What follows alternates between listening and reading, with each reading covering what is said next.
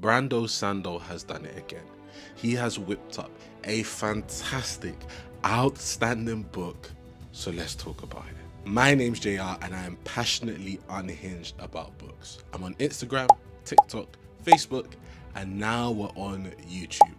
And my YouTube videos are going to be for my reviews. They're going to be for deeper thoughts on reading cultures and my opinions on loads of different things. If that interests you, follow me. So let's get to the Stormlight Archives.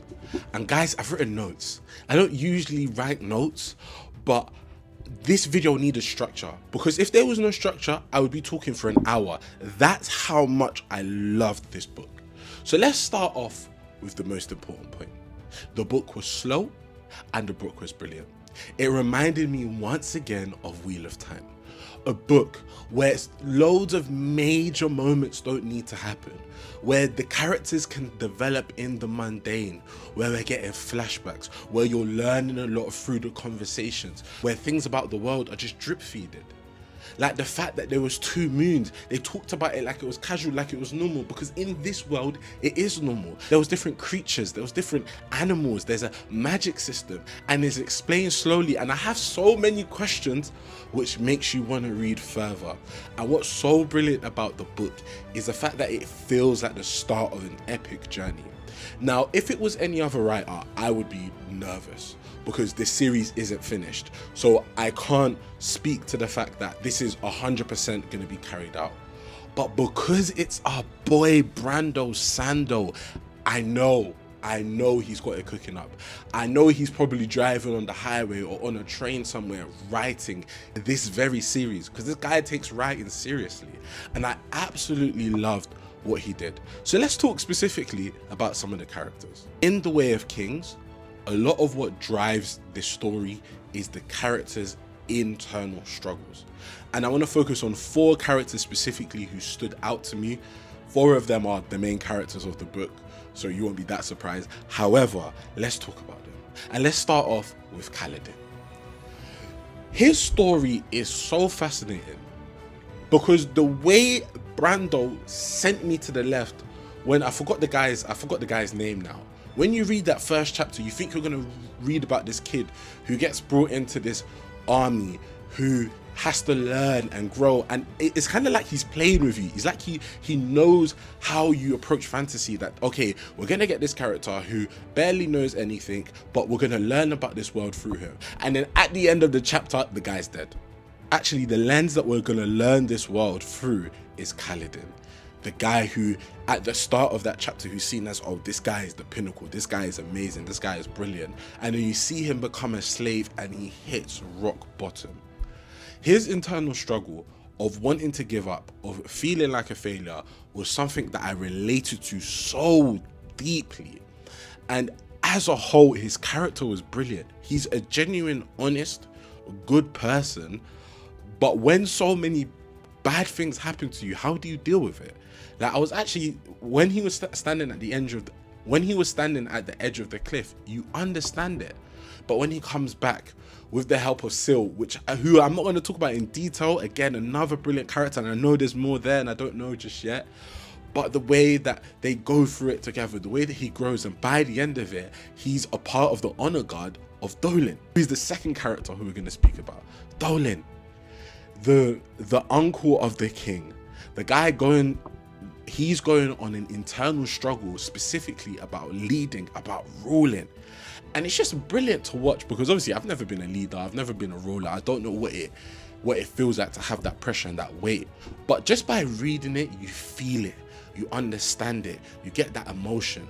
And it's this guy who genuinely wants to be honorable, who wants to do the right thing, who's questioning the beliefs he's had for all of his life.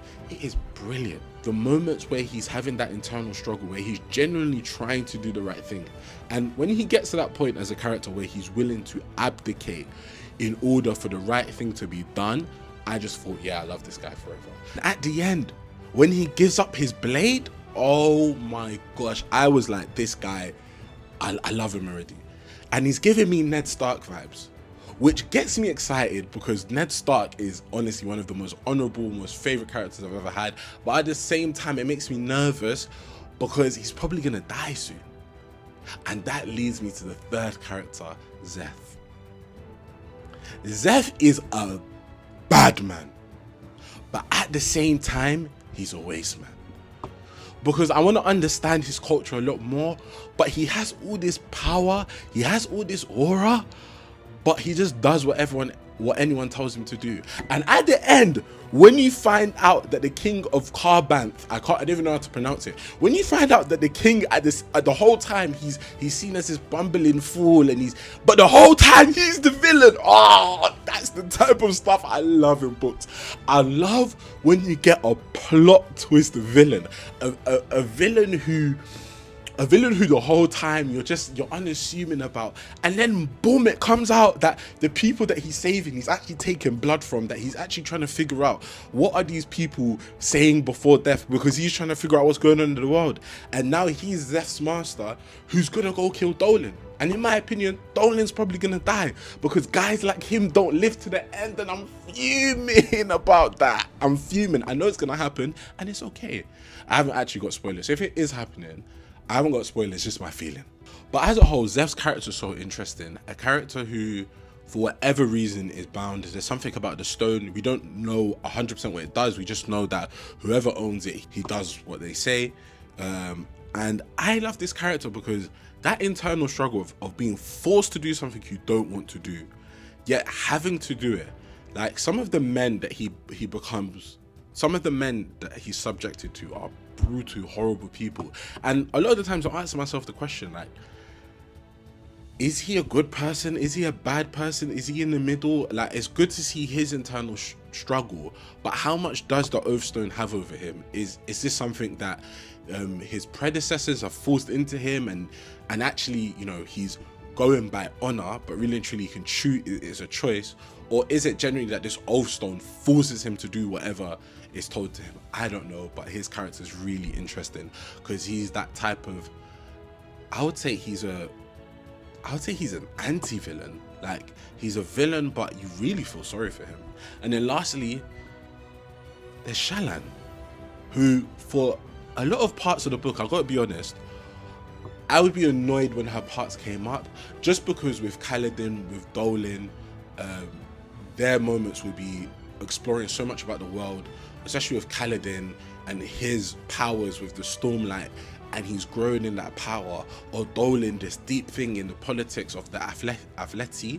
I'm gonna call them the Athleti because it sounds like Atletico Madrid, but with the Athleti, and it's really well done and it's beautiful. But then Shallan's chapters would come and I'd be like, oh, come on, man. And it wasn't that I wasn't enjoying her character, it was just there was so much depth. And by the end, I was proven wrong. By the end, you learn that what Shallan and I forgot her, the other lady's name. I'm so bad with names, guys. Please forgive me. Let me actually find out what her name is, because I don't want to be ignorant. Jasna, with her master Jasna, and later on in the book, you find out actually how important they are to this story. And by the end of the book, you're glad that you've gone through that, because you're actually you now understand that deep connection that Jasna and Shallan have. And I'm really excited to see where it goes next. The whole thing with the Voidbringers, and then finding out that the Parshendi are actually Voidbringers that have been subjugated by humanity. Now that Parshman, I'm looking at him a bit left. Now he's actually a bit scary. The Parshmen are everywhere, but they could be dangerous. Brilliant stuff, brilliant stuff. Even though I've said at the start that the book is quite slow, there's not a lot of pace, there's all of that stuff. What Brandon Sanderson does really well is he still brings in action. He still gives you what fantasy has, which is battles and fights. But the lens that he takes is amazing. Most of the action, most of the battles that you're seeing through the eyes of the Bridgemen. And it's so interesting because for a large majority of fantasy stories that I've read, when you're in battles, you're seeing it from the perspective of the generals or someone who's really important or somebody who's an amazing fighter. But watching those battles from the perspective of Kaladin and the Bridgemen is so heartbreaking. Watching so many of the Bridgemen die, and what was brutal was the amount of Bridgemen who would build a relationship with Kaladin, with Teft, with Rock, and then they would die. just that sadness and it happening continually. However, eventually when that cycle is broken, it is a brilliant thing, and by the end of it is amazing. But those action sequences were amazing. The Parshendi are really interesting to me because part of me felt like there's more to them. Their characters seem a bit weird, but obviously at the end we kind of know that secret of what they are. But I still feel like they're quite human the way they've been presented. I could be wrong. But I'm really looking forward to exploring more. I'm really interested to explore more about the world and the different places. They've mentioned certain places, but let's see what actually comes of it. But I actually also want to talk about the Bridgemen, because the Bridgemen were so fascinating. Teft and Rock are so interesting because you can tell by the little breadcrumbs you've been given that both of them are crucial to this story, that both of them have lore that is deep, that later on in this series is going to come to the forefront. Unfortunately, accidentally, I've seen that the next novella that is coming out is called Horn Eater. So obviously I know, I'm trying to say Rock's going to be quite influential if he's getting his own novella. But just to know, like, because even Moash, like, who at the start couldn't stand Kaladin, and then at the end he's bowing to him. But what he says, what I love what Kaladin says is that actually he feels more at ease with Moash because Moash doesn't treat him like he's a god or he's this master general. Moash just treats him like a guy who he respects. But I love the fact that Moash's story is he's trying to kill someone, and the question is, who is it? Because part of me, if it's someone from Athletic, I'm a bit scared, because what if it's Dolan? What if it's one of the characters that we've fallen in love with? And oh gosh, yeah, honestly, it was so good. And the more I'm talking about it, the more I want to speak about it. But the last thing I want to talk about is just the amazingness of these type of series. I know I made a video recently complaining about the length of novels at times and how that can be frustrating. However, the reason why I love books of this length, why I love long series like The Wheel of Time, is because of the depth. I can already feel myself growing that connection to Kaladin, to Dolan, to his son, to Teft, to Rock, to Syl, to Shallan, to Jasna, in the same way I connected to Randall for Moraine, to Egwene Alvear, to Nynaeve, to Perrin, to Matt. Like, so many brilliant characters. And the fact that the villain is someone who for a long time was able to play this unassuming character now means, who can I trust? I can't trust anyone. The whole book, I'm stupid enough. I was stupid enough to believe that Sadie's was actually a good guy, and I got proven wrong. He tried to kill my guy Dolan, and now I'm reading this book and I can't trust everyone. I love these books because there's breadcrumbs. I have to be an investigator. I have to figure it out, and we can't just find it for ourselves.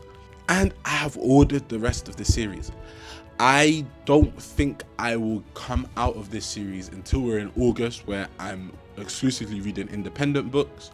But I'm sticking in this series, man. I'm too hooked. I'm getting Wheel of Time vibes. Maybe in between, I'll read, standalones and other books that I have just to break it up. However, Brando Sando, I'm in. I'm strapped in. I'm locked in.